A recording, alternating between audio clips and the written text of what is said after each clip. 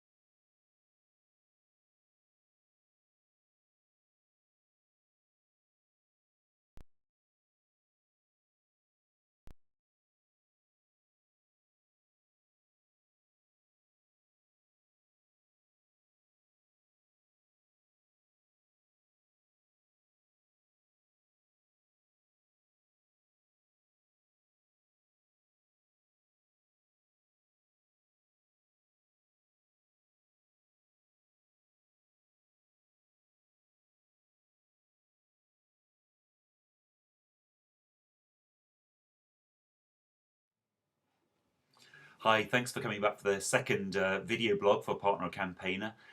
What I'd like to do today is really take the opportunity to give you a bit of an idea of some of the problems that are facing Paraguay, the problems we're facing in terms of the environmental threats. And basically give you an idea of where Paraguay is. I've got a map here which shows you there's the country. It's a landlocked country in the middle of South America, in between Bolivia, Brazil, Argentina. Fascinating country, full of biodiversity. It has tropical wetlands, the world's largest tropical wetlands up in the north on the border with Brazil. It has the vast dry forests of the Chaco in the west of the country on the border with Bolivia and Argentina. And in the east of the country, that used to be dominated by Atlantic forest. Now, Atlantic forest is tropical rainforest. The Atlantic forest is, almost as important as the Amazon. It used to cover large parts of Argentina, Brazil, and Paraguay. But all these environments, the Atlantic forest, the dry forest, the tropical wetlands, they're all under threat. They're under severe threat from human pressure, and if you take a look at the Atlantic forest, the situation there is the most critical. I'm blathering a bit.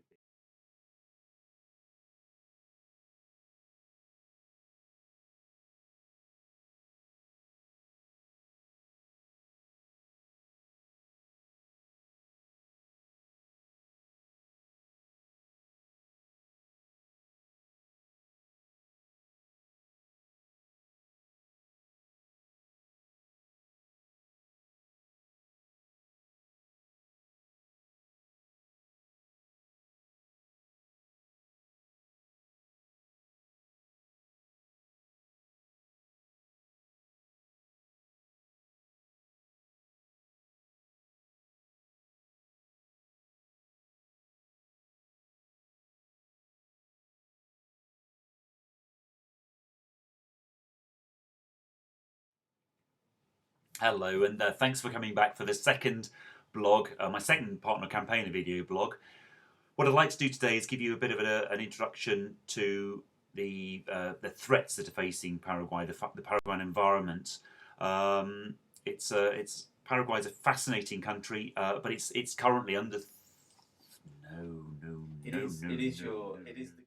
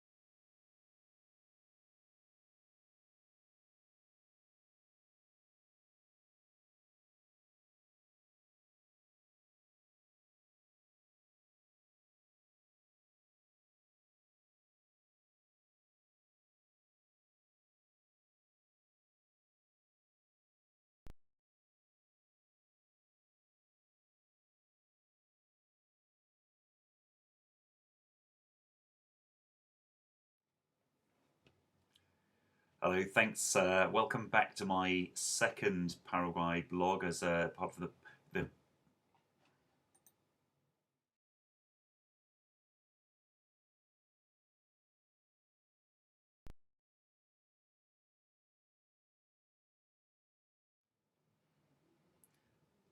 Thanks for coming back to my blogs. This is my second blog as part of the partner cam.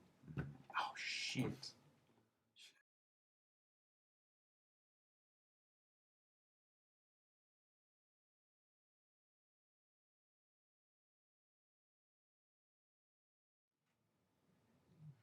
Right. Thanks for tuning in to the second blog that I'm recording for Partner Campaigner. What I'd like to do today is give you a bit of an introduction to Paraguay, where it is, and some of the environmental threats that it's facing and that we're trying to confront. Paraguay, it's a landlocked country in the heart of Central America. No, it's not. It's in South America, right?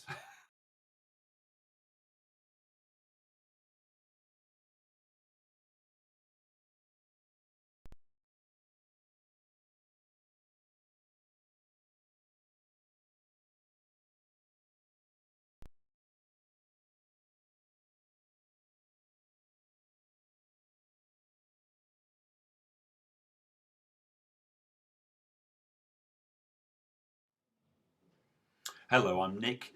I'm the coordinator of Friends of the Earth's project in Paraguay, and I'd like to welcome you back to my second blog. What I'd like to do today is give you a brief introduction to Paraguay's environment and some of the threats it's facing, which sets the context for our work. Paraguay it really is a truly fascinating country with some amazing biodiversity. It's a landlocked country, as you'll see on this map. It's in the heart of South America, in between Bolivia, Brazil, Argentina. It's got some very fascinating habitats and ecosystems west of.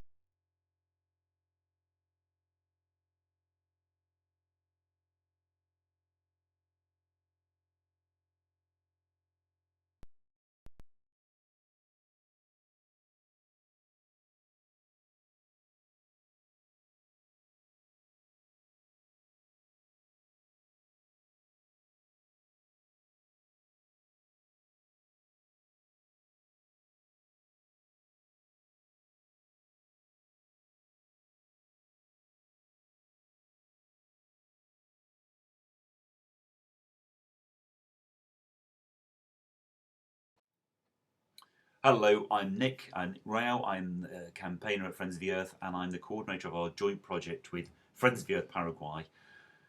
This is the second blog for Partner Campaigner. What I'd like to do today is give you a brief introduction to some of the issues facing the Paraguayan environment, some of the threats. So you've got a bit of a taste of that in the context of the problems we're trying to confront. Paraguay, it's for those of you who don't know, it's in the heart of South America. It's in between Bolivia, Brazil, and Argentina. It's a fascinating country in terms of biodiversity and habitats. You've got a large area of tropical dry forest in the northwest of the country on the borders with Bolivia and Argentina, which is home to uncontacted peoples. You've got tropical wetlands, the world's largest tropical wetlands on the border with Brazil in the northeast of the country. And then in the east, you also have the Atlantic forest, which is tropical rainforest. Now, all of these environments are under threat. They're under threat due to human activity, extractive industries like cattle ranching and so on. Probably the most endangered of the habitats in Paraguay is the Atlantic forest. Atlantic forest used to cover the whole of the eastern half of Paraguay, extending to much of Argentina, much of Brazil.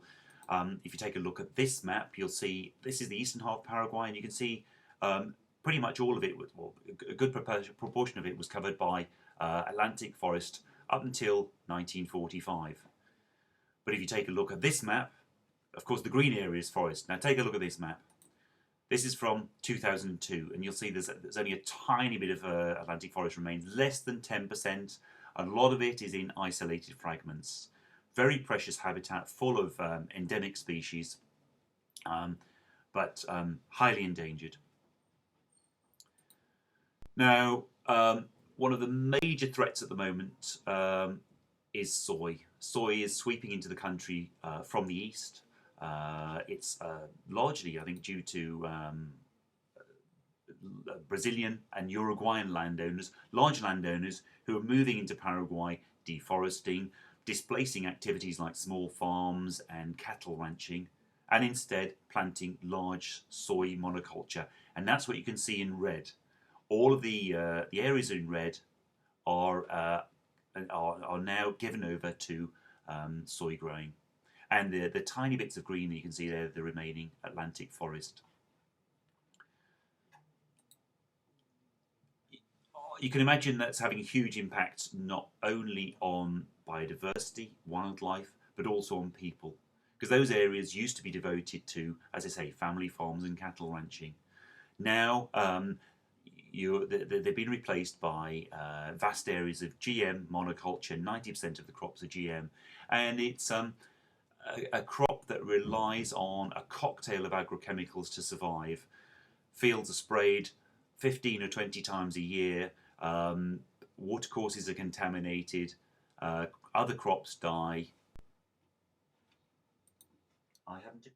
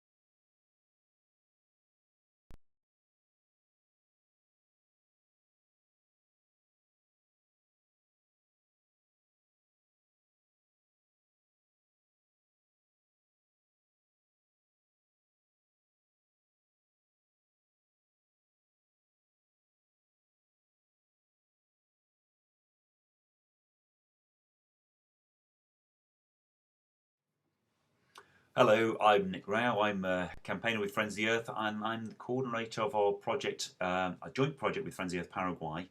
Um,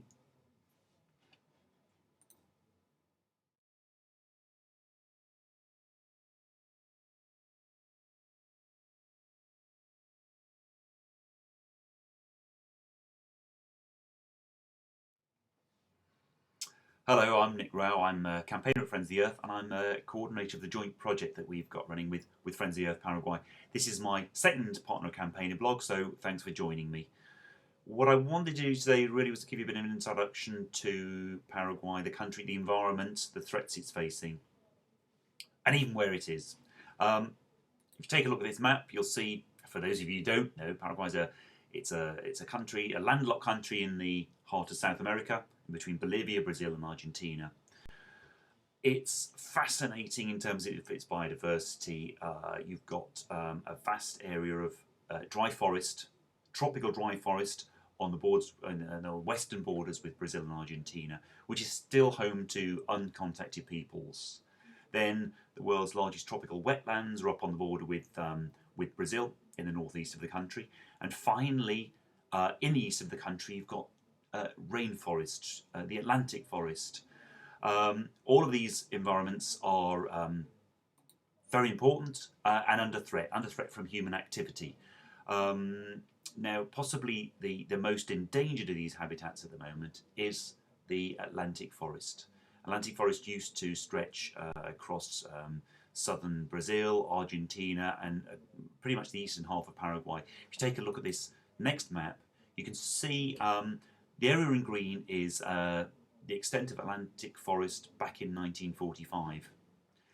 Now take a look at a map from 2002, and you can see there's practically none of it left. In fact, nowadays we've got less than 10% of the Atlantic forest, and much of it is in isolated fragments. Very precious habitat that needs protection. So what's driving this deforestation and destruction of all these habitats? Obviously, human activity. Cattle ranching and small-scale farming have been culprits in the past, but what is particularly important at the moment is soy. Paraguay is witnessing an economic boom. In fact, it's doing very well economically, but largely on the back of a massive expansion of large-scale soy production. Take a look at this map of eastern Paraguay, and the areas in red show you where soy is being grown, well, or where it was being grown in 2008. This is alongside the border with Brazil, and you can see this is largely Uruguayan, Brazilian farmers, large landowners moving into Paraguay, clearing forest, clearing away small farms, clearing away cattle ranching, and replacing it with large-scale monoculture of soy. What does this mean for the environment? Well, obviously it's threatening the remaining Atlantic forest, the small precious fragments. It's affecting watercourses. It's affecting biodiversity. It's posing a major threat to small farms, especially because this soy, it's GM. It relies on this cocktail of agrochemicals, frequent application, which is a major health hazard, and it has a severe impact not just on biodiversity but on other farming practices. So we have a conflict with the environment, and we have a conflict with people. So that's the background against which our project is working. And over the next few weeks and months, what I'll do is give you a bit more of a taste of the impact on the people and how we're working with them to protect not only those communities but also the environments that they live in. And just as a sign off, I perhaps ought to mention that this is a highly kind of controversial area. Land is a big issue in Paraguay, and the impact of soy is a big issue. Only last week we heard from our partner community in Maracanã that a bunch of campesinos had been out to protest against soy spraying. The police were called in, there was a confrontation. 2 people were shot and 3 people were arrested. It's a hot political issue. It's an issue where we're trying to make a difference. We're empowering people to take control of their lives and to fight back, of course, in the right way. more on that, more news on that when we have it. But for now, thanks for joining me.